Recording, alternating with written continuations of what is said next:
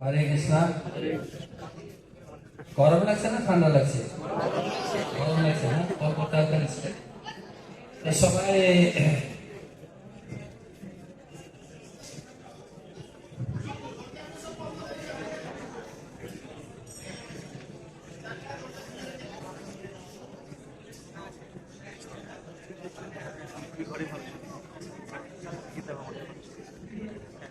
পরে দেখা যাচ্ছে, সবাই পিছন পর্যন্ত সাইডে দেখতে পাবেন না, দেখা যাচ্ছে। আমরা ভগবত গীতার 15 অধ্যায় পড়ব। 15 অধ্যায়ের নাম হচ্ছে, কি লেখা আছে না? জোরে পুরুষোত্তম যোগ। আমরা কালকে আলোচনা করেছিলাম। গীতার মাহাত্ম্যে বলা হয়েছে, সবাই চেষ্টা করে তো পড়তে।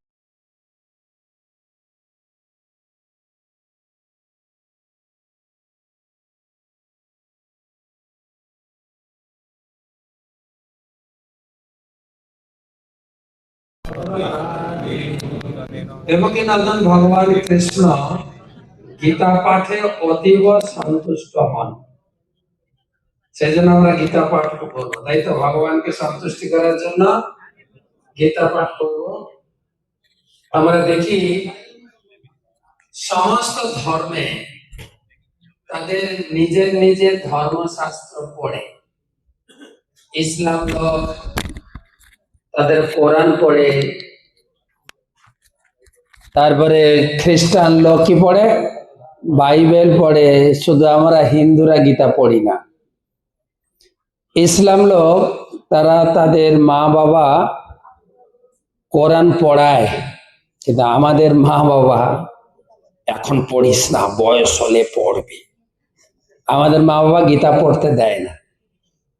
এখন না, এখন স্কুলের পড়াশোনা করিস, ক্যারিয়ার গড়তে হবে, যখন দাদুর মতো বয়স হবে তখন গীতা পড়বে। কিন্তু দাদুরাও তো গীতা পড়ছে না, দাদু দিদারাও গীতা পড়ছে না। ওই রিটায়ার্ডের পরে গ্রামের পাশের দোকানে বসে পেপার পড়বে, নাহলে তাস খেলবে। ঠিক কথা বলছি কিনা? তাহলে আমাদের যে ধর্ম চেতনা, কালকে যে আমাদের বিধায়ক এসেছিলেন, নিজের নিজের ধর্ম করো, বুক ফুলিয়ে করবে, আমি তোমাদের সঙ্গে আছি। তা আমাদের মা বাবা তো ধর্ম শেখায়নি, তো ধর্ম করব কি করে? এটা তো বুকে হাত দিয়ে বলা যায়। কোন মা বাবা, এখানে অনেক মা বাবা আছে, বলুন না আমার ছেলে মেয়েকে আমি গীতা পড়াই না। এটা বরং বলবে, ছেলে মেয়ে যদি গীতা পড়ে আমরা বাধা দিই, এখন না রে, পরে করিস, পরে পুরি পুরি করিস, এখন না। কিন্তু আমরা স্বামী বিবেকানন্দের নাম শুনেছি না? তিনি চিকাগো শহরে যখন লেকচার দিচ্ছিলেন, তার লেকচার দেওয়ার সময় ছিল মাত্র 2 মিনিট, কিন্তু এমন একটা কথা বললেন, 5 মিনিট হাততালি পড়েছিল। কি বলেছিলেন?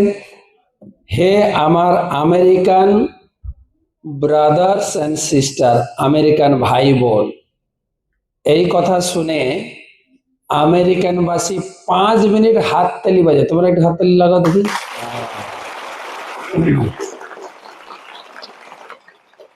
তো তিনি অনেক বড় লেকচার দিয়েছেন এবং হিন্দু ধর্মকে বড় করেছেন।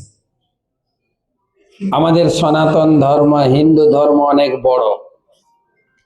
এবং তিনি বলেছেন, আমি হিন্দু বলতে গর্ববোধ করি। হায়রে বর্তমান সমাজ, 5 বছর ভোটে জেতার জন্য আমাদের নেতা মন্ত্রীরা নিজের ধর্ম ভুলে গেছে। বরং মসজিদে গিয়ে দোয়া পড়বে, কোন মন্দিরে গিয়ে আরতি করবে তো উল্টো পাল্টা আরতি করে, সরস্বতী পূজার মন্ত্র বলবে তো উল্টা পাল্টা মন্ত্র। ঠিক না? বুম্বা বুম্বা ফুম্বা ফুম্বা ফুম্বা।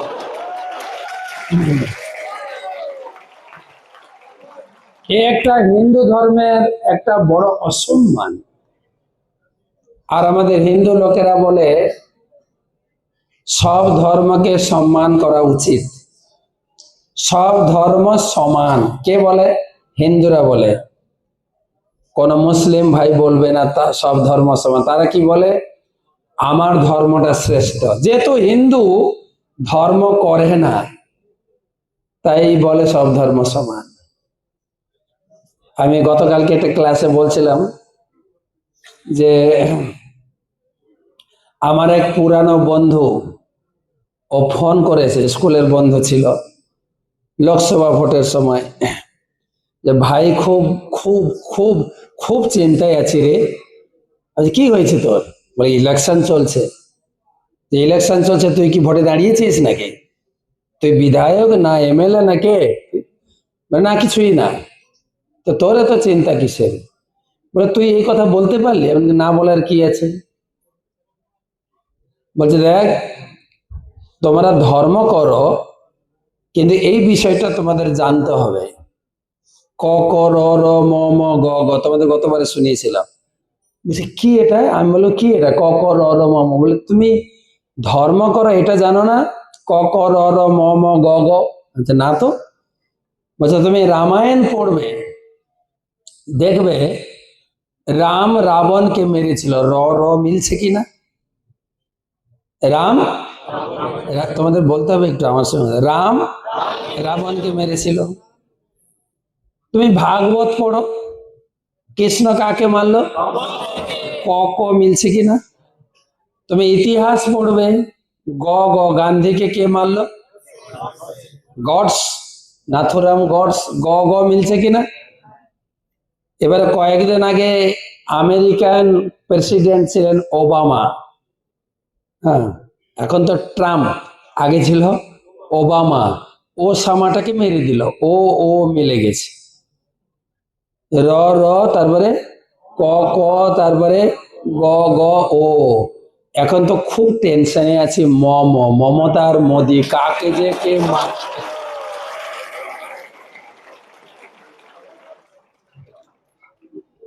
তো হিন্দু লোকেরা ধর্ম করে না, শুধু রাজনীতি চর্চা করে। মায়েরা একটু আধটু ধর্ম করে, তার আবার ধর্ম করার নিয়ম হচ্ছে একটা মোমবাতি বা ধূপকাঠি নিয়ে বাস। কেন ধর্ম করি, কার পূজা করি, একটু গীতা পড়ে দেখি, পড়ে না তো। তাই বিবেকানন্দ দেব প্রতিষ্ঠা করেছেন, আমি হিন্দু বলতে গর্ববোধ করি, আমাদের ধর্ম হচ্ছে শ্রেষ্ঠ ধর্ম। তিনি যখন স্টেজ থেকে লেকচার দিয়ে নামলেন, একজন আমেরিকান প্রশ্ন করছে, আপনার ধর্ম যদি বড় হয়ে থাকে গীতা কেন নিচে? ওখানে সব ধর্মের বই ছিল, গীতা, ত্রিপিটক, কোরআন, বাইবেল সব ছিল, গীতা ছিল নিচে। তাকে প্রশ্ন করা হলো, আপনাদের ধর্ম যদি বড় হয় গীতা নিচে কেন? বিবেকানন্দ বলেন, ওই জন্যই তো বলেছে আমাদের ধর্মটা বড়। বলছে মানে? দেখবেন, প্রমাণ করে দেব। যে গীতা টান দিয়েছেন, সব গ্রন্থ হুড়মুড় হুড়মুড় করে পড়ে গেছে। তো অর্থাৎ আমাদের গীতা সবাইকে ধারণ করে আছে। আমাদের ধর্ম শ্রেষ্ঠ ধর্ম। আর শুধু তাই না, তোমরা তো পড়াশোনা করছো, ইতিহাস পড়ছো, ইতিহাস। ভারত স্বাধীন হয়েছিল কত সালে? 1977 সালে। হ্যাঁ, 47। ওকে, 30 বছর আগে, আমি 30 বছর পরে বলেছি। তো 1947 সালে আমাদের দেশের তাবড়ে তাবড়ে নেতা ছিল, রক্ত ঝরা বক্তৃতা সেই নেতাজি সুভাষচন্দ্র, আমাকে রক্ত দাও, আমি তোমাদের স্বাধীনতা দেব। লোকটা হারিয়ে গেছে, অনেক রক্ত দিয়েছে কিন্তু স্বাধীনতা দেয়নি। জানি না কি পরে আবার বেরোবে কোথা থেকে, কোথায় পালিয়ে গেছে। আমাদের দেশের মেদিনীপুরের ক্ষুদিরাম বোস টেবিল চাপড়াতে চাপড়াতে মরে গেল, সেও গেল। বিনয় বাদল দীনেশ, মেদিনীপুরের আরেকজন ছিলেন আমাদের মাতঙ্গিনী হাজরা, তারাও সব উড়ে গেল। বাংলার কোন লোক ভারতকে স্বাধীন করতে পারলেন না। ইতিহাসের পাতায় তাদের নাম পড়ি আমরা, কিন্তু কার্যকলাপে ভারত স্বাধীন করলেন কে? গুজরাটের একজন বুড়ো লোক, পাতলা বুড়ো, পাওয়ারফুল, চশমা পরেছেন, গায়ে কটা হাড় দেখা যায়, হাঁটু পর্যন্ত কাপড়, একটা লাঠি ঠুকে ঠুকে কাঁপতে কাঁপতে হাঁটে। সেই ভারত স্বাধীন করেছেন কে? মহাত্মা গান্ধী। এত তাবড়ে তাবড়ে লোক পারলেন না, উনি কি করে লাঠি ঠুকিয়ে ঠুকিয়ে ভারতকে স্বাধীন করলেন? না, বাম হাতে ছিল লাঠি, ডান হাতে ছিল গীতা। গীতার শক্তি, গীতার শক্তিতে তিনি ব্রিটিশ তাড়িয়েছেন। প্রভুপাদ যখন ব্রিটিশে প্রচারে গেলেন লন্ডনে, লন্ডনবাসী প্রভুপাদকে জিজ্ঞাসা করছেন, আপনি গরিব ভারতবর্ষ থেকে এসেছেন, আমাদের দেশ থেকে কি নেওয়ার জন্য এসেছেন?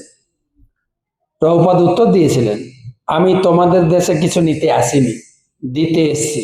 কেন? তোমরা চোর, ভারতকে 200 বছর শাসন করেছ, আর তারপরে লাস্টে চুরি করে এসছো, তোমাদের কাছে কিছু নেওয়ার নেই তো। কিন্তু তোমরা এত বোকা, ভারতের সব সম্পদ চুরি করলেও ভারতের অরিজিনাল সম্পদ চুরি করতে পারোনি। ভগবত গীতার জ্ঞান আমি তোমাদের দেশে ফ্রি দেওয়ার জন্য এসেছি। তো আমরা ভারতবাসী গর্ব করা উচিত, আমাদের সংস্কৃতি আছে গীতা, গীতার জ্ঞান। সেটা 18টা অধ্যায় আছে। আমি কেবল পুরুষোত্তম যোগ, পুরুষোত্তম মাসে পড়ব। আমি আগে বলেছি ভগবান খুবই সন্তুষ্ট হন যদি আমরা গীতা পাঠ করি, রাইট? তো ভগবান খুব খুশি হবেন। তাহলে সবাই 20টা শ্লোক পড়বো, কিন্তু যারা সামনে আছো তোমরা তো গীতা পড়া শিখেছ, বাংলায় লেখা আছে, আমার তালে তালে মিলিয়ে মিলিয়ে বলবে, ঠিক আছে? একসঙ্গে। শ্রী ভগবান বাচ ঊর্ধ্বমূলম অধঃশাখম অশ্বস্থং প্রাহুই অব্যয়ম ছন্দাংসি যস্য পর্ণানি যস্তং বেদ স বেদবিদ। পরমেশ্বর ভগবান বললেন, একটা অশ্বস্থ গাছ আছে, অশ্বস্থ গাছ জানো তো, বট, অশ্বস্থ, যার মূল হচ্ছে উপরের দিকে, শাখা প্রশাখা নিচের দিকে। এইরকম গাছ আমাদের পশ্চিমবঙ্গের দিদির আমলে আছে না দাদার আমলে আছে? যেই গাছের মূল হচ্ছে উপরের দিকে, শাখা প্রশাখা নিচের দিকে, এরকম গাছ দেখেছো? হ্যাঁ না? জোরে বলো। এই পাস ফেলের কোনো, না বললে যে প্রসাদ দেওয়া হবে না, হ্যাঁ বললে যে প্রসাদ পাবে, ওইরকম না, কিন্তু যা মনে আছে বলো। এরকম গাছ দেখেছো? না দেখেছো? দেখো তো গাছ, এরকম গাছ দেখে গেছে কিনা। অরিজিনাল গাছ যদি পুকুর পাড়ে যাও, পুকুরে যখন তার ছায়া পড়ে উল্টো দেখায় কিনা? দেখায়? হ্যাঁ না? আগে না বললে কেন হ্যাঁ, তাই না? অর্থাৎ ভগবান বলছেন অরিজিনাল জায়গা হচ্ছে চিন্ময় জগৎ, আর আমাদের এই জগৎটা, যে জগতে আমরা বাস করছি, সেটা হচ্ছে ওই জগতের উল্টো প্রতিবিম্ব। আমাদের জগৎটা হচ্ছে উল্টো ছায়া, যেরকম গাছের ছায়া নদীতে বা পুকুরে পড়লে দেখায় না। আচ্ছা, এই ভগবান এই কথাটা বলছেন কেন? এই দেখো উল্টো উল্টো যে ছায়া দেখছি, ধরো এটা হচ্ছে তোমার নারকেল গাছ, রাইট? এটা হয়তো নারকেল ডাব ধরেছে, এর ছায়া পড়েছে, এখানেও না ডাব নারকেল ধরেছে। কিন্তু তুমি যদি জলে ঝাঁপ দাও এই ডাব পাড়ার জন্য, এত বড় গাছে আমি উঠতে পারবো না, জলে ঝাঁপ দিয়া ডাব পারবো, পাবে তো? হ্যাঁ না? ধরো এখন আমের সিজন, আম গাছ একদম আম পেকেছে, সিঁদুরে টকটকে লাল আমগুলো ঝুলছে, তার প্রতিবিম্ব কিন্তু জলে পড়েছে, জলেও আম ধরছে, জলে আম আছে কিনা? কিন্তু জলে ঝাঁপ দিলে আম পাবো কিনা? না। ভগবান বুঝাতে চাইছেন এই জগৎটা হচ্ছে চিন্ময় জগতের ছায়া বা প্রতিবিম্ব। তাহলে এখানে আমরা কি করে সুখ পাবো? যত তুমি চেষ্টা করো না কেন সুখ তুমি পাবে না। আর কি না, আমরা জন্ম গ্রহণ করেছি কান্না করে। আমি জানি না, মা জানে, মা জন্ম দিয়েছেন জানেন। আমরা জন্মগ্রহণ করেছি কান্না করতে করতে ভূমিষ্ঠ হয়েছে। এখন হয়তো বাচ্চারা কাঁদে না, কেন ডাক্তাররা পেট কেটে বের করে দিচ্ছে। আগে ছিল, আমাদের গ্রামে একটা প্রথা ছিল, যার বাড়িতে কোনো বাচ্চা ভূমিষ্ঠ হবে গ্রামের সব মহিলারা ছুটে যেত, আগে বাচ্চার মুখ দেখবো। আমার মা ছুটে যেতেন, বাবা জিজ্ঞেস করতো কোথায় যাচ্ছ? ওই বৌমার বাচ্চা প্রসব হবে, যাব। তো এখন থেকে গিয়ে কেন বসে থাকবে? বাচ্চা হলেই বাচ্চা তোমাকে ডাকবে, তখন যেও, মানে কাঁদবে তখন যেও। তো আমরা কান্না করতে করতে জন্মগ্রহণ করেছি। কান্না ইংরেজি, তোমরা তো পড়াশোনা করছো, কান্না ইংরেজি হচ্ছে হ্যাপি। হ্যাঁ, তাহলে কি করে এলো হ্যাপি বার্থডে? জন্মালাম কান্না করে আর হলো হ্যাপি বার্থডে। এ খ্রিস্টান কালচার। দুঃখকে কেন মনে করে লোকে যে আমার ওই সেদিন কি আনন্দ ছিল না, কি আনন্দ না, কান্না করে করে জন্মগ্রহণ করেছে। বাহ। তা আমি বলছি না যে তোমরা হ্যাপি বার্থডে করবে না, হ্যাপি বার্থডে করো, কিন্তু কথাটা মিথ্যা। আগেকার দিনে আমাদের সময় আমাদের জন্মদিনগুলো মা কেমন পালন করতো? চল ঠাকুর মন্দিরে চল, পূজারীকে বলতো আমার ছানাটার আজকে জন্মদিন, একটা আশীর্বাদ করো। ঠাকুর মশাই ঠাকুরের চরণ থেকে তুলসী পাতা বা বেল পাতা ফুল নিয়ে মাথায় একটু আশীর্বাদ করে কিছু মন্ত্র বলতেন। আর ঘরে এসে মা একটু পায়েস খাইয়ে দিতেন। আর এখন ওইসব নেই, কিন্তু পায়েসও নেই, ঠাকুর পূজাও নেই। এখন হচ্ছে কেক কাটি, কেক না, কেক কাটি, লাথি মারো সবাই, কেক কাটি। এসব খ্রিস্টান কালচার। হ্যাপি বার্থডে, এটা করো তোমরা, অসুবিধা নেই, কেন ওটা ইনকামও আছে, কিছু গিফট পাবে। ওইটা আমি করতে মানা করছি না, কিন্তু কথাটা সত্য নয়। তো সেই গাছ, যদি আমাদের জগৎ হচ্ছে দুঃখময় জগৎ, বা গীতার আরো পড়বে তোমরা অষ্টম অধ্যায়ে, এই জগতের নাম রেখেছেন ভগবান দুঃখালয়ম অশাশ্বতম। এই জগতে কোনো প্রকার সুখ নেই। যেরকম আমরা দোকান লিখে দোকান করে দোকানের নাম রাখি, উমা বস্ত্রালয়, গোবিন্দ ভোজনালয়, গণেশ বাসনালয়ের নাম রাখি না। ঔষধালয় থেকে কি পাবো? ঔষধ। বস্ত্রালয় থেকে বস্ত্র, ভোজনালয় থেকে ভোজন, বাসনালয় থেকে বাসন কোসন পাবো। ভগবান এই জগতের নাম দিয়েছে দুঃখালয়, কি পাবো? কেবল দুঃখ, কেবল দুঃখ, আর কিচ্ছুই পাবেন না। আর অনুভবও করছি, আমরা অনুভব করি, কিন্তু সবাইকে বলি না আমার দুঃখের কথা। শুধু দেখা হলে দাদা কেমন আছেন, কি উত্তর হবে? ভালো আছে। কেউ বলে না যে আমার ভিতরে জ্বলছে। মা বাবাও বলে না। মা বাবা বরং ছেলে মেয়েকে উৎসাহ দেয়, পড়াশোনা করিস, পড়াশোনা করে যে গাড়ি ঘোড়া চড়েছে, ভালো করে পড়িস, চাকরি পাবি, ভালো বিয়ে করতে পারবি, সংসার হবে, আনন্দ পাবে। তো বাচ্চারা যদি মাকে ওই বাবাকে জিজ্ঞেস, তোমরা তো পড়াশোনা করেছো, অনেক টাকা ইনকাম, ঝগড়া করো কেন? কেন? এই এসব দেখিস না তো, তোকে যেটা বলছি শোন। একটা সার্কাস ছিল আমাদের আনন্দবর্ধন প্রভু বলে, সার্কাস। একটা মেলাতে সার্কাস বসছে, সার্কাসের নাম হচ্ছে চার আনার কানমলা। প্রভু ভালো করে বলতে পারে চার আনা কান। তিন বন্ধু দেখছি আবার নতুন সার্কাস, চার আনার কানমলা, এটা কি গো? চল তো একটু দেখি। একটা বন্ধু গেছে টিকিট কেটে, কত টাকা টিকিট? 4 আনা টিকিট কেটে ঢুকেছে, পর্দার ভিতরে ঢুকে গেছে। দুজন বড় পালোয়ান ছিল, আচ্ছা করে কানটাকে মলে আচ্ছা করে পিটিয়েছে, পিটিয়ে ছেড়ে দিয়েছে। এসে বলছে কি দেখলি? যা দেখলাম ওটা বলার নয়, দারুণ। আমি যাই, হ্যাঁ যা না, যা যা যা। দ্বিতীয় বন্ধু আবার 25 পয়সা, তাহলে 4 আনা টিকিট কেটে ঢুকেছে, ওকেও দিয়েছে আচ্ছা করে, কানটা মলে দিয়ে আচ্ছা করে মেরেছে।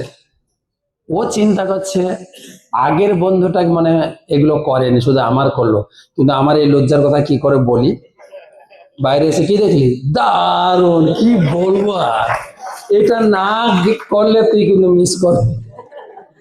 প্রত্যেকে নিজের দুঃখটা শেয়ার করছে না, শুধু উৎসাহ দিচ্ছে। হ্যাঁ, যে চল আগে, চল আগে, সুখ আছে। প্রভুপাদ বলেছেন গাধার উপরে তার মাথার সামনে 1 ইঞ্চি দূরে একটু ঘাস ঝুলিয়ে রেখেছে। গাধা চিন্তা করছেন একটু হাঁটলেই ঘাসটা পাবো, ঘাসও পাচ্ছে না, যত হাঁটছে তত ঘাসও এগোচ্ছে। ঠিক আছে, তো সে সুখ নেই। সুখের মতো একটা কৃষকের বাড়িতে একটা একটা গাধা ছিল। গাধা দেখেছো তোমরা? দেখেছো? দেখি না দেখি, আমাদের বাবা যে ছোটবেলায় কতবার গাধা বলে গালি দিয়েছে, প্রতি কথায় গাধা নাকি, বুঝিস না, ঠিক না? বাবার এটা একটা মুখস্থ বিদ্যা, গাধা। তো আমরা অনেকবার গাধা কথা শুনেছি। তো গাধা দেখতে হবে না, গাধার কাহিনীটা শোনো, ঠিক আছে? শুনবে নাকি? সবাই বলো তো, আমরা গাধা। সবাই বলো, আমরা গাধা। সবাই বলো, আমরা। তোমরা কেন গাধা হতে যাবে? বলো, আমরা গাধার কাহিনী শুনবো। নাহলে এরকম বলো, আমরা সবাই গাধা, কাহিনী শুনবো। তো একটা গাধা ছিল কৃষকের বাড়িতে। গাধা প্রচুর খাটে, প্রচুর খাটায় ও, কিন্তু মালিক সন্তুষ্ট না, পিটায় খুব। তো হতে হতে ওই মালিক যখন একটু ঘুমায় বা বিশ্রাম নেয়, গাধাটা একটু রেস্ট পায়, ঘরের বাইরে বসে থাকে। আর ওখান থেকে একটা বন্ধু হয়ে গেছে কাঠবিড়ালি, গাছের চালে ছিল, বন্ধ হয়েছে, সুখ দুঃখের কথা শেয়ার করে। কেমন চলছে তোমার? কাঠবিড়ালি জিজ্ঞাসা করছে। মালিকের বাড়িতে তো ভালো মন্দ খাচ্ছ না? আরে দূর, আর বলিস না, এই মালিকটা এত পিটায় আমাকে, আর সহ্য হয় না। দেখ, বয়স তো হচ্ছে, আগের মতো খাটতে পারি বল? এই মালিক যে বুঝে না, ও মনে করে আগের মতোই যেন আমি খাটি, আর সহ্য হচ্ছে না। ওর দুঃখ দেখে কাঠবিড়ালির চোখে জল এসে গেছে। বলছে, ভাই একটা কথা বলি, তোর যদি এখানে পছন্দ না হয়, তুই তো ভাই খেটে খাস, এই জায়গা থাকতে হবে এমন কোনো মানে নেই, অন্য কোনো মালিকের বাড়িতে চল, ওখানে কি খাটবি খাবি, এত কিসের আমাদের, আমরা কারো গোলাম নই, বলে না লোকে, চল ওখানে।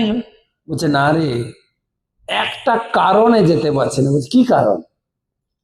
না, এই বাড়িতে একটা কচ্ছি সুন্দরী মেয়ে আছে, হ্যাঁ, কিন্তু অলস, কাজ করে না।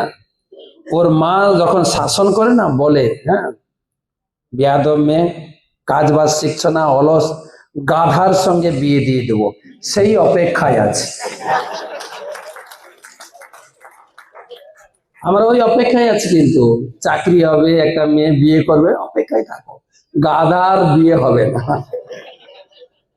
সুখের সুখের হাত ছেড়ে, কিন্তু সুখ নেই গো।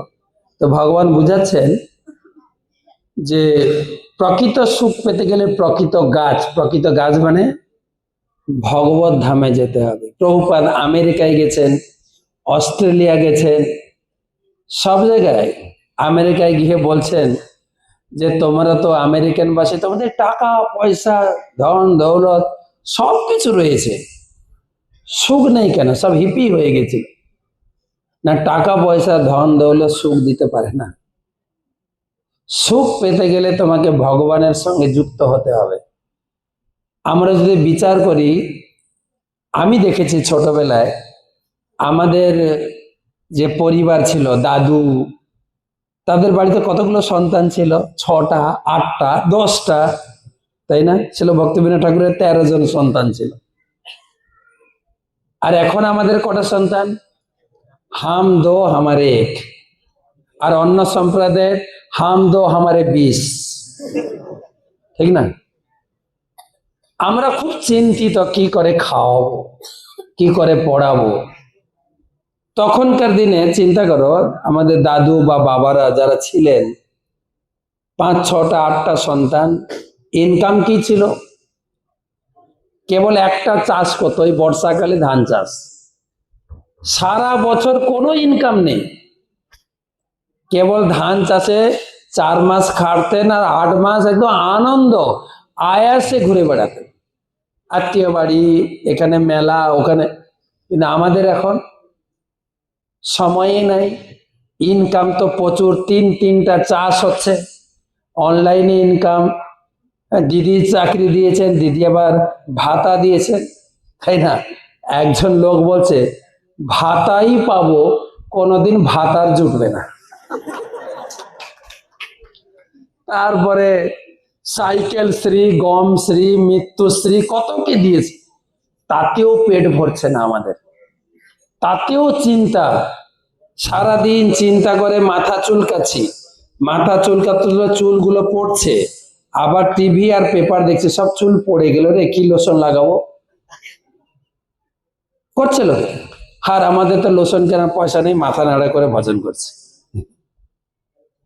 তো চিন্তা লোকে, কারণ হচ্ছে যত ভগবান থেকে দূরে সরে যাবে তত জীবনে কষ্ট নেমে আসবে, এর কোনো উপায় নেই। কিন্তু আগেকার দিনে লোক টুকটাক কাজ করতেন আর ধর্ম করত, সকাল সন্ধ্যা হরিনাম করতেন। আমি দেখেছি আমার দাদুকে প্রতিদিন সন্ধ্যায় হেরিকেন জ্বালিয়ে হরিনাম করতেন।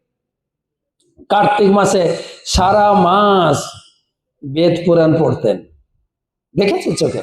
আর এখন আমরা ধর্মের ধ মানি না, শুধু ইনকাম, শুধু ইনকাম, শুধু ইনকাম, তাতেও পেট ভরছে না।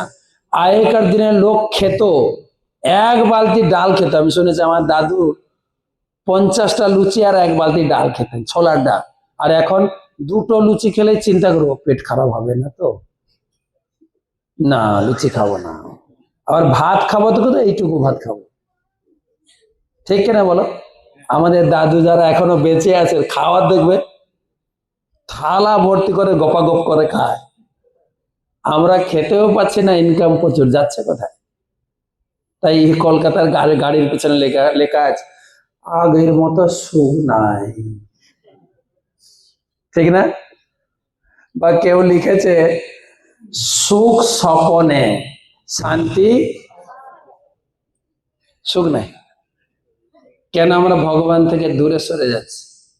ভগবান জন্ম দিয়েছেন, ভগবান খাবার দেবেন, জন্ম দিয়েছেন যিনি, আহার যোগাবেন তিনি। তুমি দেখো তো, আমরা মানুষরা প্রত্যেকের কিছু না কিছু ইনকাম আছে, কার চাষবাস, কার ব্যবসা, কারো চাকরি। সরকারের উপরে আমরা নির্ভর করি না, কিন্তু সরকার দেয় বলে ছাড়বো কেন? কিন্তু সরকার না দিলে আমরা বাঁচবো না, বলো? প্রত্যেকের কিছু না কিছু ইনকাম আছে, কম বেশি ইনকাম আছে। বরং পশু পাখির ইনকাম নেই, তারা না কলেজে পড়েছে, তাদেরকে না পার্থদা চাকরি দিয়েছে, বলো? সরকার তাদের কেন খাওয়ায় না? কোন সরকারকে শুনেছ, কেন্দ্রীয় সরকার কি রাজ্য সরকার, যে আমাদের এই মায়াপুর এলাকায় কয়েক হাজার কোটি পিঁপড়ে আছে, আমরা পিঁপড়েদের জন্য 1000 কোটি টাকা বরাদ্দ করলাম, গুড় কিনে খাও? শুনেছ কোন? না তো। মানুষের ইনকাম আছে, মানুষকে খাওয়াবে। বঙ্কিমচন্দ্র বলেছেন, তেলা মাথায় তেল দেওয়া মনুষ্য জাতির রোগ, বলেছেন। মানুষকে খাওয়াই সরকার, কেন্দ্র সরকার হোক, রাজ্য সরকার হোক। কিন্তু পশু পাখি, কীট পতঙ্গ যাদের ইনকাম নেই, তাদেরকে খাওয়ায় না তো। কেন তাদেরকে খাওয়ায় না? না তাদেরকে খাওয়ালেও বুথে গিয়ে ভোট দেবে না, খেয়ে পালিয়ে যাবে সব। তাই সরকার মানুষকে খাওয়ায় কিসের জন্য? কিসের জন্য? না আমি 5 বছর বসে খাবো, এই জন্য তোমাকে খাওয়াচ্ছি। ভোটের আগে সব বলছিল না, সায়নী দিদি বলছিল, দিদির খাবে, সাইকেল নেবে, ট্যাব নেবে, কন্যাশ্রী নেবে, রূপশ্রী নেবে, লক্ষ্মীর ভান্ডার নেবে, আর দিদিকে ভোট দেবে না, নীরব হারাম কোথাকার। সে সায়নী কোথায় গর্তে ঢুকে গেছে, খুঁজে পাওয়া যাচ্ছে না। তো প্রশ্ন হচ্ছে, কেউ কাউকে খাওয়ায় না, খাওয়াने वाले भगवान। चींटी को कौन भर देते हैं, हाथी को मन भर देते, ও দয়ানিধি सबको देते हैं। চিটি মানে পিঁপড়ে, পিঁপড়ের চালের এক কোনা হলে তার দিন চলে যায়, পিঁপড়েকেও খাওয়াচ্ছেন ভগবান, আর তিনি হাতির কয়েক মন খাবার লাগে হাতিকেও খাওয়াচ্ছেন। আর আমরা মানুষ সারাদিন 3 বেলা হিসাব করলে ম্যাক্সিমাম 200 গ্রাম চাল খাই, কিন্তু ইনকাম করছেন কত, যাচ্ছে কোথায়, কোথায় যাচ্ছে টাকা? না, আরো ইনকাম করলেও আপনি সুখ পাবেন না। কেন? এটা হচ্ছে চিন্ময় জগতের উল্টো প্রতিবিম্ব। ক্লিয়ার? এই জগতে কোনো প্রকার সুখ নেই, সুখের হাতছানি। যেরকম এখন গরম চলছে, বড় বড় অ্যাডভার্টাইজ দেখবেন পেপারে বা ইউটিউবে বা কি বলে টিভিতে, গরমে তোমার মুখটা কালো হয়ে গেল, ও ময়শ্চারাইজিং ক্রিম একটা মাখো, তোমার মুখটা চকচকে ঝকঝকে থাকবে। মাখুন না, মুখ কালো হবে, কিছু করার নেই। ওই অ্যাডভার্টাইজে কাজ হয় না। একটা হোটেলের উপরে লেখা আছে, নতুন একটা আকর্ষণ নাম দিয়েছে, খেয়ে যাও, বিল তোমাকে দিতে হবে না, বিল দেবে তোমার নাতি। সে কি? আমি খাবো, বিল মেটাবে কে? নাতি। যত বুদ্ধিমান লোক, ফালতু কথা না, যা তা লিখে দিলে হলো নাকি? যে একটা বোকা লোক চিন্তা করছে, ভালোই তো, আমি খেয়ে যাব, আমার খাওয়ার বিল মেটাবে নাতি, ঢোকেছে ভিড়ে। আর যেহেতু নিজেকে বিল দিতে হয় না, হবে না, তাই মেনু চার্ট দেখে বড় বড় জিনিসগুলো অর্ডার দিয়ে খেয়েছে। টাকা দিতে গেলে পকেট খুঁজে, আর 1 হাতা ভাত নেবো, কত টাকা গো? 10 টাকা। তাহলে হাফ হাতা দাও। কি যদি পয়সা দিতে না হয়, তখন মেজাজ চড়া, এত দেরি হচ্ছে কেন, কতক্ষণ থেকে বসে আছি, মেজাজ কড়া কেন? তো অনেক খেয়েছে, অনেক খেয়ে দিয়ে হাত ধুয়ে বেরিয়েছে, যে কাউন্টারে ছিল ডাকছে, দাদা এদিকে, এদিকে আসো। বিল ধরিয়েছে 5235 টাকা। হ্যাঁ, আপনাদের হোটেলের বাইরে লেখা আছে খেয়ে যাও, বিল মেটাবে নাতি। বলে, দাদা রাগ করেন না, ওই বিলটাই আপনাকে দিয়েছে। বলছে, মানে? আপনার দাদু খেয়ে গেছে, আপনি মেটান। যার বিল তাকেই মেটাতে হবে। হ্যাঁ, অতটা ছাড় নেই, কিন্তু লেখা থাকে অনেক কিছু। ঘর বানিয়েছেন, ঘরের উপরে লিখে দিয়েছেন, আমি শখে একটা অনেক টাকা লোন টোন নিয়ে ঘর বানিয়েছি, ঘরের উপরে নাম দিয়েছে আনন্দ ভিলা, শান্তির কুঞ্জ, শান্তিনিকেতন। হ্যাঁ, কত কত লিখে না, শান্তির নীড়। ঘরে গিয়ে ঢুকে দেখুন না, কারগিলের ঝগড়া চলছে। লিখে দিলে তো হয় না তো, কেননা এই জগৎটা আছে চিন্ময় জগতের উল্টো প্রতিবিম্ব। এখানে হাতড়ালেও কিছু পাবে না, শুধু দেখবে রংচং। একটা কৃষক চাষ করছিল, হঠাৎ একটা সুন্দরী মেয়ে এসে বলছে, আই লাভ ইউ। হ্যাঁ, তুমি আমাকে বিয়ে করবে? হ্যাঁ। ও নাঙ্গল ছেড়ে দিয়েছে, নাঙ্গল ছেড়ে বলে হাতটা ধরেছে মেয়ের, চলো চলো তাহলে বিয়ের লগ্নটা ঠিক করে নি। গেছে ব্রাহ্মণের কাছে, দেখুন তো আমরা দুজনকে ভালোবাসি, কবে ভালো তিথি আছে, লগ্ন আছে, বিয়ের দিনটা।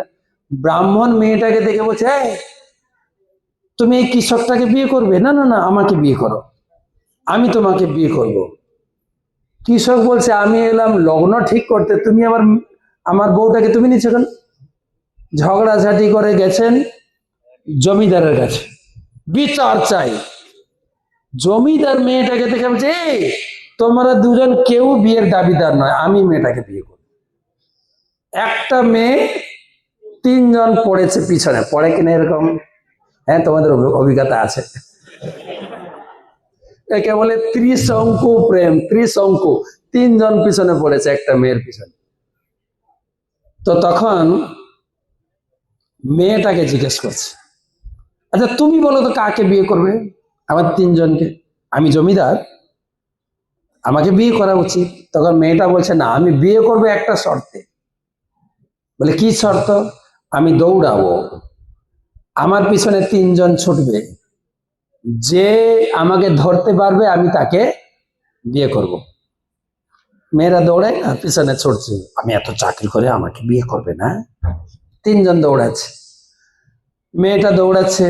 প্রথমে কৃষকটা হোঁচট খেয়ে মারা গেল, পড়ে গেল না, মারা গেল। বাকি থাকলো কজন প্রতিযোগী? দুজন।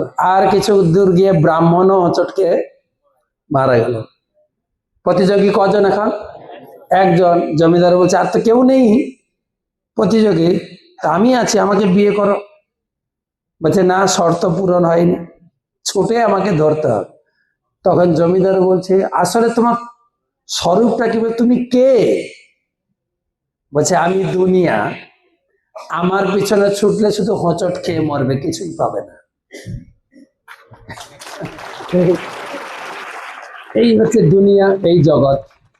তাই ভগবান বলছেন, রেডি পড়ার জন্য, অধঃস্থর্দম প্রসিতাস্য শাখা গুণা প্রবিদ্যা বিষয় প্রবালা অধস্য মূল্যানু অনুসন্ততানি কর্মানুবন্ধীনি মনুষ্য লোকে।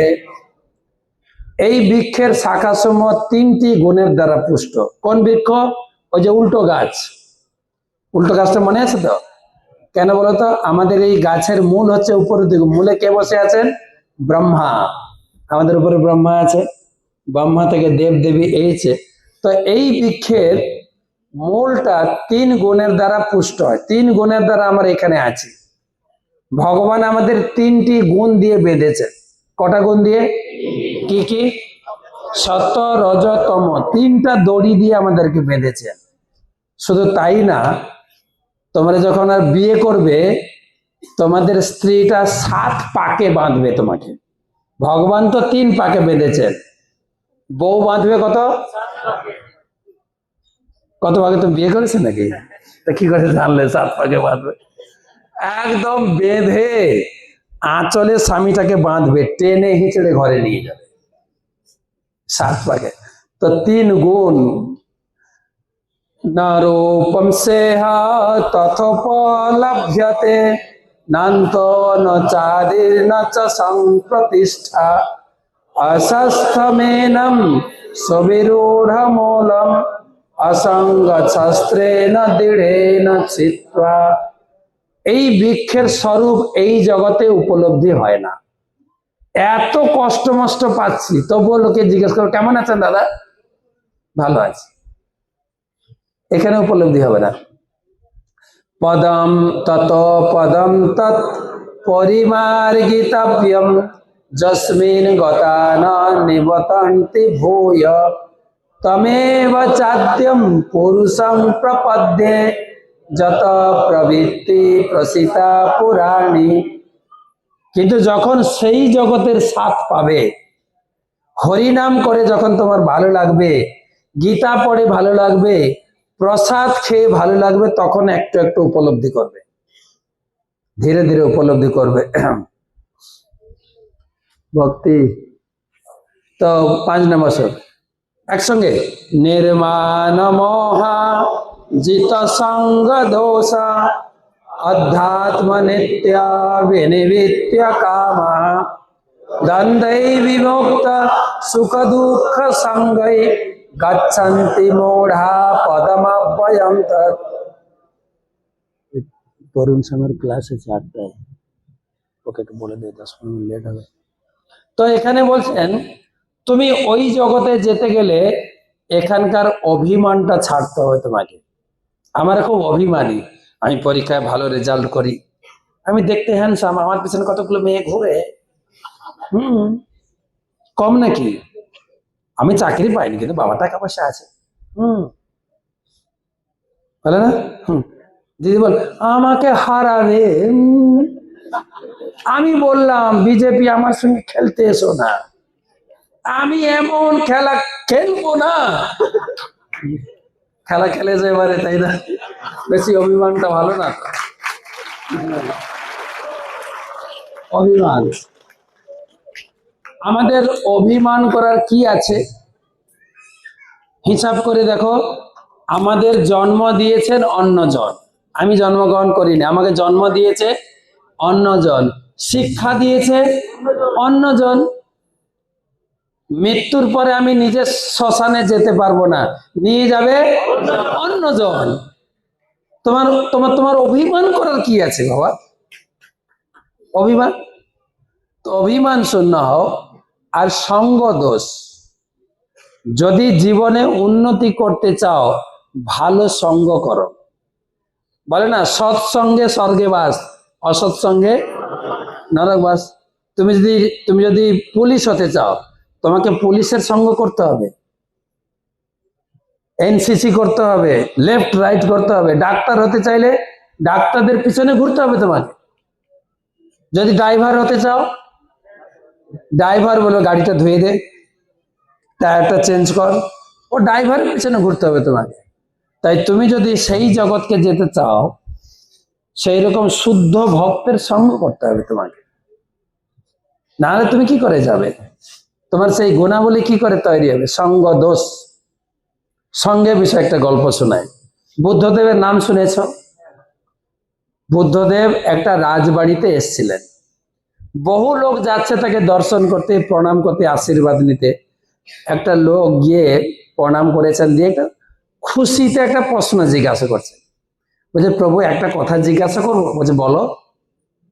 বলে, আপনি সব সময় শান্ত, ধীর, কেউ আপনাকে রাগাতে চাইলেও আপনি রাগেন না, এই এত বড় সম্পদ আপনি কি করে লাভ করলেন? এটা একটা সম্পদ, কিন্তু আমাকে রাগাতে পারবে না কেউ, সম্পদ একটা। বুদ্ধদেব হঠাৎ করে বলছে, এই তর্ক মর্ক করো না, আমি দেখতে পাচ্ছি 1 সপ্তাহের ভিতরে তোমার মৃত্যু।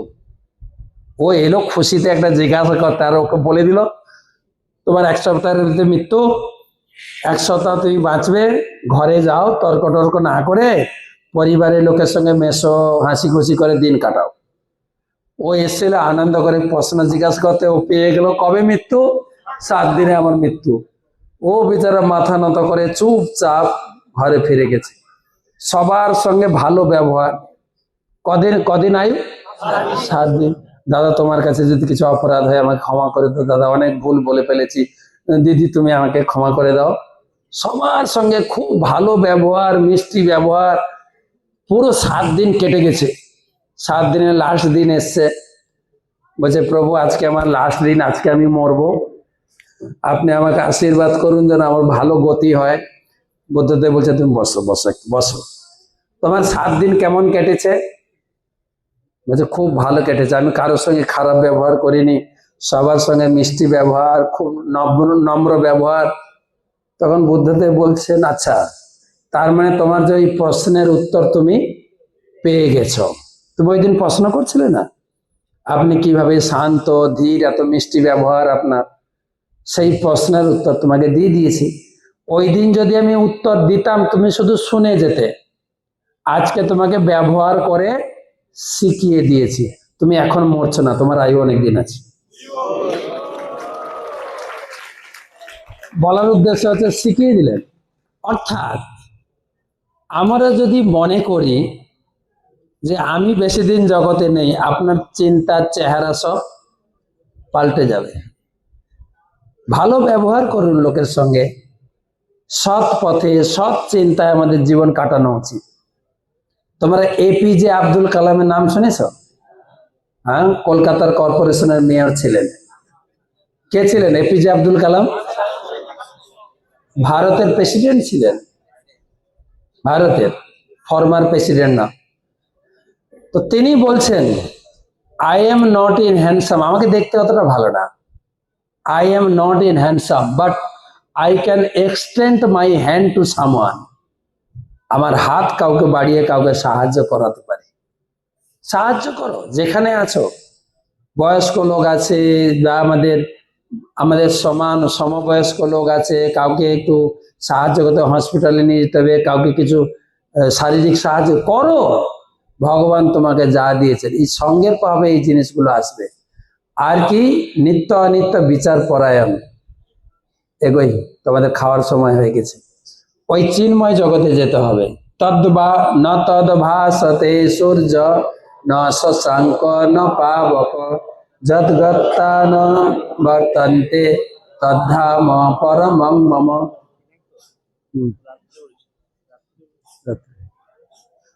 তো চন্দ্র, সূর্য, অগ্নি, বিদ্যুৎ এগুলো এগুলো আমার ধামে লাগে না। আমাদের এই জগৎটা অন্ধকার, তাই দিনের বেলায় উপরে একটা হ্যালোজেন দিয়েছেন ভগবান সূর্য, আর রাত্রে চন্দ্র, আর এই লাইট জ্বলছে।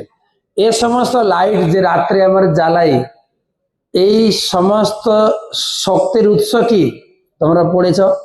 সমস্ত শক্তির উৎস সূর্য। সূর্য যদি না থাকে এই জগৎ অন্ধকার। আর আমাদের চোখও, চোখ থাকতে আমার চোখ কাজ করবে না যদি সূর্য না ওঠে।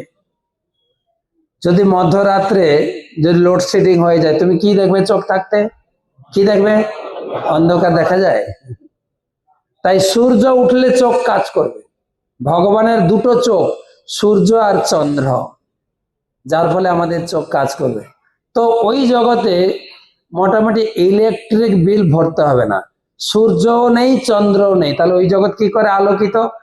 আমার দেহের জ্যোতিতে আলোকিত, ভগবানের দেহের জ্যোতি। মমৈ বংশ জীবলোকে জীবভূত সনাতন মনষষ্ঠানি ইন্দ্রিয়াণি প্রকৃতি স্থানে কর্ষতি। ভগবান বলছেন মমৈ বংশ জীবলোকে, তুমি আমার বংশের লোক, তোমার পিতা হচ্ছে আমি, আমরা সবাই অমৃতস্য পুত্র, আমরা ভগবানের সন্তান। যিশু বলেছেন না আমি ঈশ্বরের সন্তান, যিশু বলেছেন। তাই আমাদের প্রকৃত পরিচয় হচ্ছে আমরা হচ্ছি ঈশ্বরের সন্তান। শুধু তাই না, আমাদের শরীরে ঈশ্বরের একটু অংশ আছে বলে আমরা বেঁচে আছি। আমি কথা বলছি, আমি লেকচার দিচ্ছি, আপনি বাড়ি থেকে মায়াপুরে এসেছেন লেকচার শুনতে। কেবল ভগবানের অংশ একটু আত্মা আমাদের শরীরে আছে। সেটা সম্বন্ধে স্কুলেও পড়াই না, বাবা মাও শেখায় না, শুধু আমরা এই শরীরটা নিয়ে চর্চা করি। ধরো কারো বাড়িতে পাখি পুষে না, খাঁচার মধ্যে পাখি, খাঁচাটাকে ভালো করে পরিষ্কার করবে, পাখিকে খেতে দেবে না, পাখি ভালো থাকবে তো? এই জগৎটা ওই রকম। কিন্তু আগেকার দিন লোক এত কসমেটিক্স ছিল না, এখন দেখেন সব চকচকে ঝকঝকে, প্রতি সপ্তাহে বিউটি পার্লারে গিয়ে। কিন্তু ভিতরে আত্মার জন্য কিছু হরিনামও করছি না, গীতা ভাগবতম পড়ছি না, কি করে সুখে থাকবো? খাঁচা পরিষ্কার করলে কি করে সুখে থাক? যত ভালো ভালো সাবান কসমেটিক্স লাগাচ্ছি, সুখে থাকবো কি করে? আগেকার দিনের এত কসমেটিক্স ছিল না, আগেকার দিন লোক বরং আরো বেশি দিন বাঁচত। এখন এত কিছু কসমেটিক্স, এত কিছু ডাক্তারি উন্নত ব্যবস্থা, লোক মরছে আগে। বলতো যত চিকিৎসা বিজ্ঞান উন্নত হয়েছে, মরার হার কি কমে গেছে? বরং জন্ম হওয়ার পরে মরছে, জন্ম হতে গিয়ে মরছে। মরছে কিনা? এত চিকিৎসা উন্নত, নতুন মেশিন বেরিয়েছে, স্ক্যানার, এমআরআই মেশিনে ঢুকে গেলে তোমার শরীরটা স্ক্যান হয়ে যাবে। স্ক্যান হলে লাভটা কি হবে? আয়ু বেড়ে যাবে না, লাভটা হবে ডাক্তারকে অনেকগুলো টাকা দিতে হবে, এটা হচ্ছে লাভ, আর কিছুই না। কিন্তু ইংরেজিতে একটা কথা বলে, doctor cures giving a pills, ডাক্তার ঔষধ দিয়ে রোগীকে বাঁচায়, then kills giving a long bills, তারপরে লম্বা বিল দিয়ে রোগীটাকে মেরে ফেলে। বর্তমান সরকার একটু চেঞ্জ হতে পারে, যে যদি একটু এখন বলছে সব রোগীর ভালো করে চিকিৎসা হওয়া উচিত, নাহলে ডাক্তারদের সাসপেন্ড করবো বলছে। তো শুভেন্দুদা বলছে, শুনছি ডেলি, হতে পারে চিকিৎসা, কিন্তু ডাক্তারের সেই সেবা ভাব এখন নেই। কিন্তু আগেকার দিনে ছিল, ডাক্তার মানে সেবা প্রতিষ্ঠান, দেখো সেবা কোথায়? এখন চাই শুধু টাকা। আগে বেশ কিছুদিন আগে আমরা দেখেছি, যদি আমার ঘরের রোগী হঠাৎ হসপিটালে মারা যায়, গ্রামের লোক কি করতো? এই টাকা দেব না, হসপিটাল ভাঙচুর করব। হ্যাঁ, এই ডাক্তারের ভুল চিকিৎসার জন্য আমাদের রোগীটা মারা গেছে, হসপিটাল ভাঙচুর করে পয়সা না দিয়ে ডেড বডি নিয়ে পালিয়ে আসতো। এখন কি করেছে বলেন তো? এখন চেঞ্জ, আগে পয়সা দাও তারপরে চিকিৎসা শুরু হবে। রোগীকে ভর্তি করবেন, যতক্ষণ 2 লাখ টাকা জমা না পড়ছে ততক্ষণ জল ইঞ্জেকশন ঢুকবে। আমার পেট ব্যথা ভালো হচ্ছে না, তো বলে টাকা দিতে বলো, তার নাম ভালো করে। এখন আর হসপিটাল কেউ ভাগে না, কেন? টাকা তো আগে পেয়ে গেছে। এখন হসপিটাল, তো সেই জন্য বলছেন, আর একটা কথা বলি, তোমরা একটু মনে কিছু করবেন। হ্যাঁ, নীতিশাস্ত্রে বলছেন, ডাক্তার বাবু মানে বৈদ্যরাজ নমস্তভ্যম যম জ্যৈষ্ঠ সহোদর। হে ডাক্তার বাবু, আপনাকে প্রণাম করি, আপনি হচ্ছেন যমরাজের বড় ভাই। শ্লোকটা শোনো, বৈদ্যরাজ নমস্তভ্যম যম জ্যৈষ্ঠ সহোদর। আমার জ্যৈষ্ঠ সহোদর ভাই, তখন বলছেন ডাক্তার বাবু আপনাকে নমস্কার, আপনি হচ্ছেন যমরাজের বড় ভাই। কেন না? যম হরতি প্রাণ, যমরাজ তো শুধু প্রাণটা নেয়, আর আপনি প্রাণ ধনা নিচ। যদি আপনার রোগী মারা যায়, বলবেন স্যার আমার রোগীটা মারা গেছে, 2-3 লাখ টাকা বিল হয়েছে, আর টাকা দিতে হবে, ছেড়ে দেন না। টাকাও নেবে, নাহলে রোগী ছাড়। তাহলে ডাক্তার টাকা এবং প্রাণ নিচ্ছে, যমরাজ শুধু প্রাণ নেয়। সেই জন্য ডাক্তার বাবু হচ্ছেন যমরাজের উপরে, যমরাজের বড় ভাই। ডাক্তার, ডাক্তার না ডাকাত। তো সে বলছেন যে তোমরা আমার বংশের লোক, আমি তোমাদের পিতা, তা আমি যদি তোমার পিতা হয়, তোমার ভরণ পোষণ দেখভাল আমি সব করব। আর সেটা আমরা ছোটবেলা থেকে শুনছি, কিন্তু রাখে হরি, শুনেছেন? আমরা ধর্ম করি বা না করি, রাখে হরি, এই কথাটা কপি করছে মুসলিম লোকেরা, রাখে আল্লাহ মারেকে। আমি যেটা আমাদের কথা তোমরা কপি করছো কেন? তার মানে ওই কথার উপরে কতটা বিশ্বাস। রাখে হরি মারেকে, কালকে শুনিয়েছিলাম অর্জুন আর কর্ণের কাহিনী। মা চেষ্টা করেও কর্ণকে বাঁচাতে পারলেন না, কারণ ভগবান চিন্তা করেছেন কর্ণকে মারবো, অর্জুনকে বাঁচাবো। রাখে হরি, আবার মারে হরি। রাখে ডাক্তার না, ডাক্তার গুলো মরে।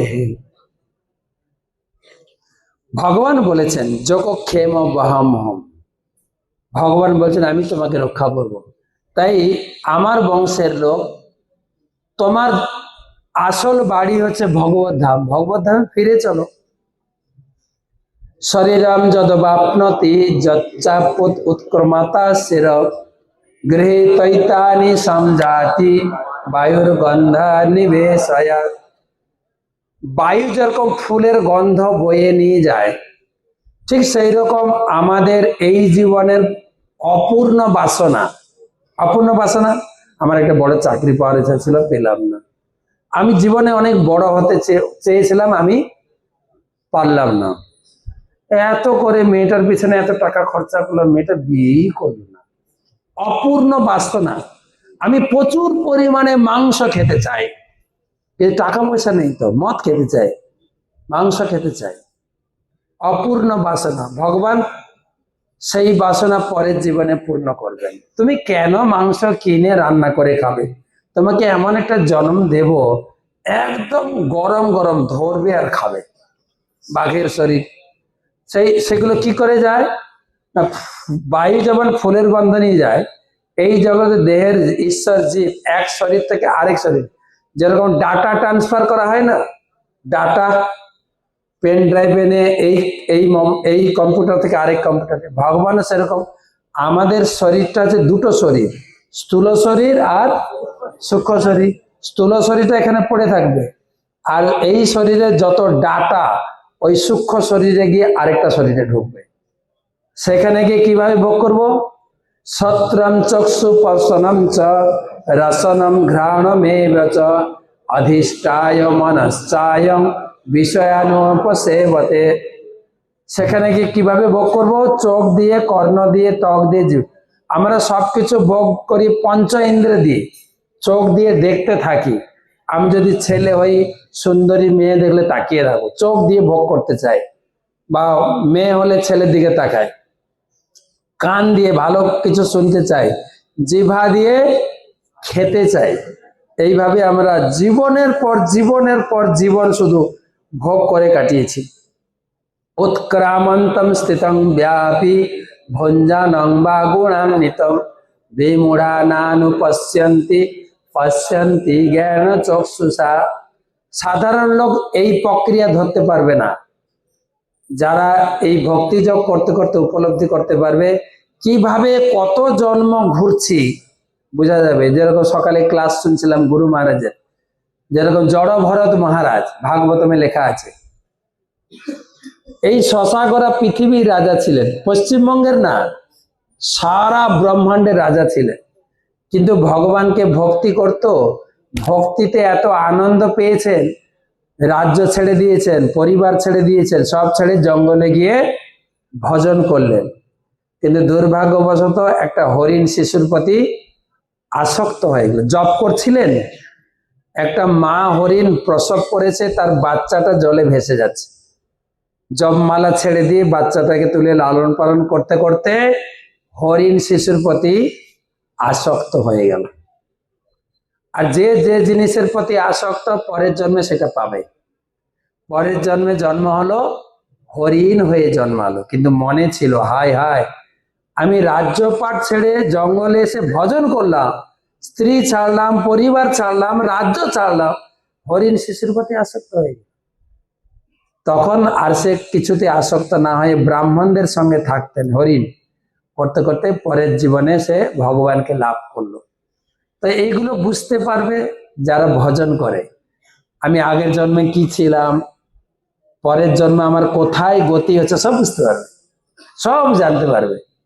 কিন্তু সাধারণ লোকের ওইসব বিচার নেই, খাও দাও আর মরো, ব্যাস, ফুর্তি করো, কি আগের জন্ম কি পরের জন্মে কি বকবক করো, ওইসব আমি বুঝি না। এই জীবনটা এই সব পাপ পুণ্য মানি না। যতন্ত যোগিনশ্চৈনম পশ্যন্তাত্মনবস্থিতম যতন্ত প্রকৃতাত্মানো নৈনম পশ্যন্ত চেতস।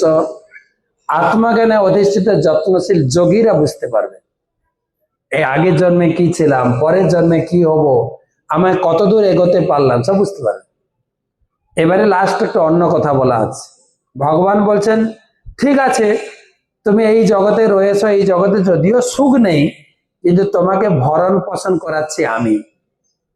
যেরকম জেলে কোনো কয়েদি যদি জেলে থাকে, আমাদের অনুব্রতদা পার্থদা ছিল, সরকার কি তাকে খাওয়ায়নি? আমি জেলে থাকি বা জেলের বাইরে থাকি, কে খাওয়াচ্ছে? সরকার। ভগবান বলছে তুমি আমার ধামে থাকলেও সুখে থাকবে, আর এই জগতেও আমি তোমাকে খাওয়াচ্ছি। আমাদের খাওয়াচ্ছে কে? ঘরের বাবা কর্তা নাকি ভগবান? কোনটা? ঘরে গিয়ে বলবেন একটু। হ্যাঁ, মহারাজ বলেছে কর্তা কিছুই করছে না, ভগবান খাওয়াচ্ছে, বলেন না। ঘরে কি হয়? এখন তো হলে বলে দিতে হবে, না বললে মহারাজ অসন্তুষ্ট হবে। কে খাওয়াচ্ছে? ভগবান। কে খাওয়াচ্ছে? ভগবান। তার যুক্তি কি? ভগবান বুঝাবেন। ভগবান হচ্ছে, আমার নাম হচ্ছে ভগবান। ভ মানে আমি ভূমি তৈরি করেছি, যে ভূমিতে তুমি বসে আছো। কালকে বলছিলাম গ মানে গগন, ব মানে বায়ু। আমার বাবা বা কর্তা যা ইনকাম করে, আনাজ ডাল সবজি চাউল এগুলো কিনে খাচ্ছে। বায়ু কিনে খাওয়াচ্ছে কর্তা? খাওয়াচ্ছে? হ্যাঁ না? না তো। এই বায়ুর বিল আসে কি না? আসে না। হসপিটালে ভর্তি হন, যদি একটু 1 সিলিন্ডার 2 সিলিন্ডার অক্সিজেন লাগে, বিল দিতে হবে কি না? আর ভগবান যদি মনে করতেন তোমার নাকের উপরে একটা মিটার মেশিন বসে ছাড়ি, এখন ফ্রি হাওয়া খাও, যখন ইনকাম করতে শিখবে তখন বিল পাঠাবো, যদি ভগবান বিল পাঠায় মেটাতে পারবেন তো? ভাত ডাল সবজি না খেয়ে অনেকদিন বাঁচতে পারি আমরা। তোমাদের হয়তো মনে আছে কিনা, বেশ কিছু বছর আগে 2008 সাল থেকে আমাদের কেন্দ্রীয় মন্ত্রী হসপিটালে পড়েছিলেন, কোমাতে, কয়েক বছর ধরে কয়েক হাজার কোটি টাকা নষ্ট করেছে, চাল ডাল তরি তরকারি কিছু খায়নি। কি খেয়েছিল? হাওয়া। কি নাম যেন? প্রিয়দা, প্রিয়দা, প্রিয়রঞ্জন দাস মুন্সি। হাওয়া ছাড়া তুমি বাঁচতে পারবে না। তো অরিজিনালি খাওয়াচ্ছেন তো ভগবান, সেটা কে বুঝছে? নাকি হাওয়াটা ফ্রি? আর ভগবান এত সুন্দর ব্যবস্থা রেখেছেন, তোমার জগতে চাল ডাল সবজি শেষ হতে পারে, তেল শেষ, ইরান বন্ধ করে দিয়েছে, কিন্তু হাওয়া কখনো শেষ হবে না। কিভাবে? না, তুমি অক্সিজেন নেবে, কার্বন ডাইঅক্সাইড ছাড়বে, গাছ কার্বন ডাইঅক্সাইড নিয়ে অক্সিজেন ছাড়বে, একদম পূর্ণ ব্যবস্থা করা আছে, কোনোদিন হাওয়া শর্ট হবে না। তুমি যদি গাছপালা কমিয়ে দাও তখন শর্ট হবে। গাছপালা লাগাও, ঘরের উঠোনে এখানে ওখানে গাছ রাখো, হাওয়া কখনো কমবে না। তো ভগবান কি করে খাওয়াচ্ছেন? যদ আদিত্য গতম তেজ, একসঙ্গে, জগৎ ভাসয়তে অখিলম, যৎ চন্দ্রমসি যৎ চাগ্ন, যৎ তেজ বৃদ্ধি মামকম। এই যে সূর্যের জ্যোতি বা তেজ, এটা আমার জ্যোতি। ভগবান সূর্য, চন্দ্র এবং অগ্নি রূপে জগতে রয়েছেন। সূর্য, চন্দ্র আর অগ্নি, তিনটা মনে রাখবে। সূর্যের কাজ কি? না, গামা বিশ্ব ভূতানি ধারয়ামি অমম যশা উষ্ণামি চোষধি সর্বা সমমুত্তারসাত্মক। এই পৃথিবীতে প্রবিষ্ট হয়ে আমার শক্তি দ্বারা জীবেদের ধারণ করি। প্রথমে সূর্যের কথা চিন্তা করো। সূর্য উঠলে গাছপালা বাড়বে, ধান, গম, শাক সবজি, ফলমূল হবে। সূর্য আমাদের খাদ্য উৎপাদন করে। চন্দ্রের কাজ কি? চন্দ্র, দেখো তো কি লেখা আছে, রসাত্মক। চন্দ্রের কাজ হচ্ছে প্রত্যেকটি খাবারে, ধান বলো, গম বলো, আম, যত ফল আছে, ফুল আছে, সবার ভিতরে টেস্ট দেবেন। কে? চন্দ্র দেবেন টেস্ট। ধানের টেস্ট আলাদা, ভাতের টেস্ট আলাদা, রুটির টেস্ট আলাদা, কিনা? তরমুজের টেস্ট আলাদা, আমের টেস্ট আলাদা, লিচুর টেস্ট আলাদা, না সব একই? সেই টেস্ট আসবে চন্দ্র থেকে। রাত্রি কিরণ দিয়ে প্রত্যেকটা খাবারের ভিতরে টেস্ট দিচ্ছেন। আর কি দিচ্ছেন? ঔষধি। প্রত্যেকটা খাবার কিন্তু ঔষধ। দেখবে এখন নেটে বলছে তোমার খাবারটাই ঔষধ, তুমি যদি খাবার ঠিক ঠিক করে খাও তোমাকে ডাক্তার দেখাতে হবে না। দেখবে তোমার জ্বর হয়েছে, তুমি রুটি খাও, ভাত খাবে না, বলছে না? তাহলে এই খাবারের ভিতরে টেস্ট, রস আর ঔষধ দিচ্ছেন কে? চন্দ্র। আর সূর্য দিচ্ছেন খাবারটা তৈরি হতে। এবারে ধান হয়ে গেল, গম হয়ে গেল, টেস্ট হয়ে গেল, আগুন লাগবে, আগুন দিয়ে রান্না হলো। আগুনটা কার? ভগবানের। চন্দ্র সূর্য ভগবানের। এবারে রান্না হয়ে গেছে, তোমরা যাবে এখন খেতে, খাবে। খাওয়ার পরে অহং বৈশ্বানর ভূত্তা প্রাণীনাম দেহম আশ্রিত পানা অপান সমাযুক্ত পচামি অন্ন চতুর্বিধ। আমি, ভগবান বলছেন, আমি তোমার পাকস্থলিতে বসে থাকি, তুমি যা খাবে আমি হজম করাবো। তাই লিখেছেন দেখেন, আমি জঠর অগ্নি রূপে প্রাণীগণের দেহে আশ্রয় করে পান অপান বায়ুর সংযোগে 4 প্রকার খাদ্য করে। 4 প্রকার খাদ্য কি তোমরা পড়েছে না? চতুর্বিধা শ্রী ভগবত প্রসাদ। 4 প্রকার খাবার, কিছু চিবিয়ে খাবে, কিছু চুষে খাবে, চর্ব চুষ, কিছু চেটে খাবে, কিছু পান করবে। এটা 4 প্রকার খাবার বলে। যা খাবো আমরা, হজম করার শক্তিও আমাদের নাই। কে হজম করাবে? ভগবান নিজে বলছেন। খাদ্য উৎপাদন করার ক্ষমতা নেই, খাদ্য রান্না করার ক্ষমতাও আমাদের নেই, আবার খাদ্য খেয়ে হজম করার শক্তিও আমার আছেটা কি? ভগবান বলছেন সেই জন্য আমি সবাইকে পালন করছি। একসঙ্গে এই শ্লোক হয়তো তোমরা অনেকে মুখস্থ করেছ। রেডি? একসঙ্গে, সর্বস্য চাহম হৃদি সন্নিবিষ্ট মত্তস্মৃতির জ্ঞানম অপোহনম চ বেদৈশ্চ সর্বৈ অহমেব বেদ্য বেদান্ত কৃত বেদ বিদেব চাহম। আমি সমস্ত জীবের হৃদয়ে অবস্থিত। আমার থেকে স্মৃতি, আমার থেকে জ্ঞান, আমার থেকে বিলোপ হয়। আমি কিছু জিনিস ভুলিয়ে দিই, আবার মনে করাই আমরা। ভগবান ভুলিয়ে দেন। ভগবান ভুলে যাওয়াটা ভালো না খারাপ? ভুলে যাওয়াটা খারাপ। ভুলে যাওয়াটা ভালো না খারাপ? কিছু জিনিস ভালো।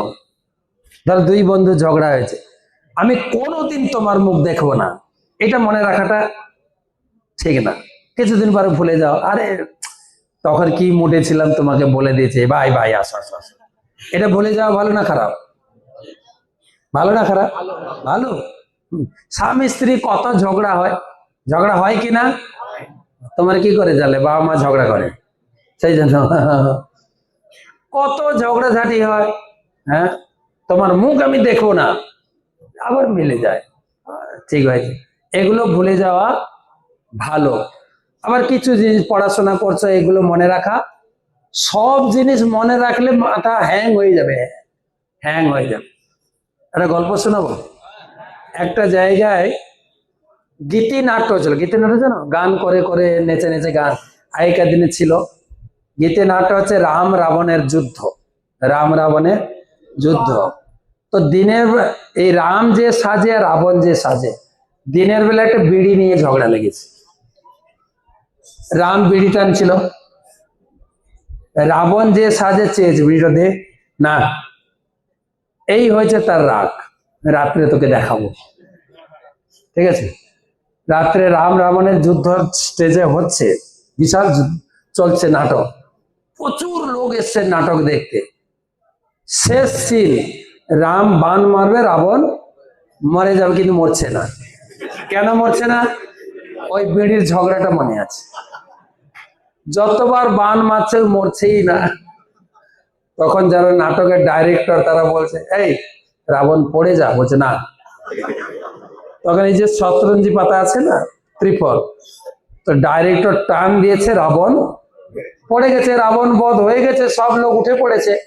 রাবণ উঠে বলছে, না না না না, আমি মরি নাই রামের বানে, আমি পড়ি আছি ত্রিফলের টানে। তো সেই জন্য ভগবান বলছেন কিছু জিনিস মাথা থেকে আউট করে দিই, বেশি মাথাতে তোমার ধরবে না। আমি মনে করাই, আমি ভুলিয়ে দিই, আর আমি সবার হৃদয়ে আছি, আমি তোমাকে কন্ট্রোল করছি। ভগবান বলছেন। এই অধ্যায় মোটামুটি শেষ। লাস্ট 4-5টা শ্লোক অন্য কথা বলেছে। দামিব পুরুষ লোকে খরশ্চাক্ষর এবচ খর সর্বাণি ভূতানি কুটস্থৈক্ষর উচ্চতে। খর অক্ষর দুই প্রকার জীব। এই জগতের জীব হচ্ছে খর। খর মানে ক্ষয় হয়। যেরকম আমি শিশু ছিলাম, বালক হয়েছিলাম, এখন যুবক হয়েছি, বৃদ্ধ হব, মারা যাব, সবসময় শরীরটা ক্ষয় হচ্ছে। তাই এখানকার জীবকে বলা হয় খর। আর চিন্ময় জগতের জীব হচ্ছে অক্ষর। ওখানে শ্রীকৃষ্ণের বয়স সব সময়ের জন্য 16 বছর, ইয়াং একদম, ওই বয়স চেঞ্জ হয় না, অক্ষর। তো দুই প্রকার জীব। চিৎ জগতের জীবকে বলা হয় অক্ষর, এই জগতের জীবকে বলা হয় খর। ক্লিয়ার? এবারে উত্তম পুরুষস্তন্ন পরমাত্মে তো উদাহৃত যো লোকে ত্রয় মা বিশ্ব বিবর্তবায় ঈশ্বর। এই উভয় জগৎ থেকে ভিন্ন উত্তম পুরুষকে বলা হয় পরমাত্মা। এই দুই জীব ছাড়া আরেকজন আছেন, তাকে বলা হয় পরমাত্মা। তিনি কে? যস্মাৎ খরতিতয়ম অক্ষর দাপি চোত্তম অতস্মি লোকে বেদে চ প্রথিত পুরুষোত্তম। আমি খরের অতীত, আমাদের থেকে অতীত, আর অক্ষরের উত্তম, তাই আমার নাম হচ্ছে পুরুষোত্তম। ভগবান বলছেন আমার নাম পুরুষোত্তম। जो मामेव असमूढ़ জানাতি পুরুষোত্তম স সর্ববিদ ভজতি মাম সর্বভাবেন ভারত। যিনি নিঃসন্দেহে আমাকে পুরুষোত্তম বলে জানেন, তিনি সর্বজ্ঞ। তিনি ভালো করে বুঝতে পেরেছেন আমার স্বরূপ। আর জেনে লাভ কি হবে? লাস্ট শ্লোক, লাস্ট। ইতি গুহ্যতমম শাস্ত্রম ইদম উক্তম ময়া নঘ এতদ বৃদ্ধা বুদ্ধিমান সৎ কৃতকৃত্যস্য ভারত।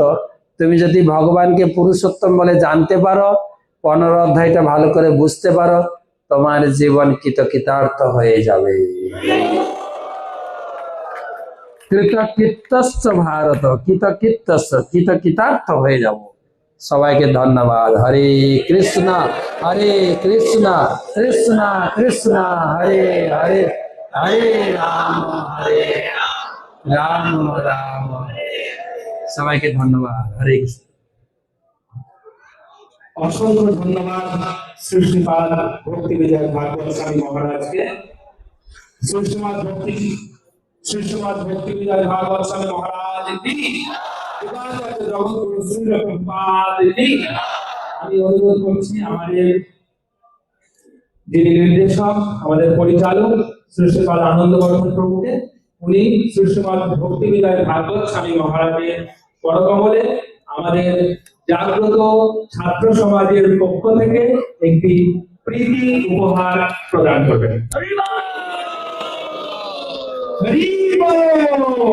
হরে কৃষ্ণ কৃষ্ণ কৃষ্ণ হরে হরে, হরে রাম রাম রাম হরে হরে। শ্রীশ্রীমাদ ভক্তি বিজয় ভাগবত স্বামী মহারাজ কি। সবাইকে একটু বলো। ছাত্র সমাজ কি। জগৎগুরু শ্রী প্রভুপাদ কি। এই যে আজকে পুরুষোত্তম মাসে পুরুষোত্তম যোগ এবং অপূর্ব সুন্দর মনোরঞ্জন ভাবে এই গীতার কথা মহারাজ শোনালেন, তোমাদেরকে এটা যদি বাধ্য করে এটা ধরে রাখতে হয় তাহলে নিয়মিত ভাবে গীতা পড়তে হবে। তো প্রত্যেকে আমরা অনেকবার গীতা উপহার দিচ্ছি, অনেকে গীতা সংগ্রহ করে নিয়ে যাবে। আমাদের বুক স্টল থেকে 20% ডিসকাউন্টে গ্রন্থ এবং যা কিছু প্যারাফেরিয়া সব দেওয়া হচ্ছে। তো যাওয়ার সময় সকালে নিয়ে যাবে। আর প্রতিদিন নিয়মিত ভাবে কখনো একটা শ্লোক পড়লেই, একটা শ্লোক তার অর্থ পড়লেই পুরো গীতা কয়েক মাসের মধ্যে কমপ্লিট হয়ে যাবে। তো সবাই নিয়মিত ভাবে গীতা পড়বেন। এবং শ্রীমদ ভাগবতম সেট আমি পূর্বে ঘোষণা করেছিলাম প্রতি মাসে 1000 টাকা করে দিয়ে সেটাকে ইনস্টলমেন্টে 6000 টাকায় সেট দেওয়া হবে। ভাগবতম প্রত্যেককে আমাদের নাম লিখে নেবে 10টার মধ্যে। যাদের মহারাজের হাত থেকে যদি কেউ গীতা নিতে চাও তাহলে এখানে গীতা আমাদের স্টক রয়েছে, শ্রীমদ ভগবত গীতা যথাযথ গ্রন্থটি। যাদের বিশেষ করে নেই বা যারা এই মধ্যে নিয়ে যেতে আগ্রহ আছে মহারাজের হাত দিয়ে নেবে। এবং তারপর এই গীতা নিয়ে সকলে আমরা এখান থেকে সুন্দরভাবে লাইন করে গীতা ভবনের উদ্দেশ্যে যাবো সকালে প্রসাদ। হ্যাঁ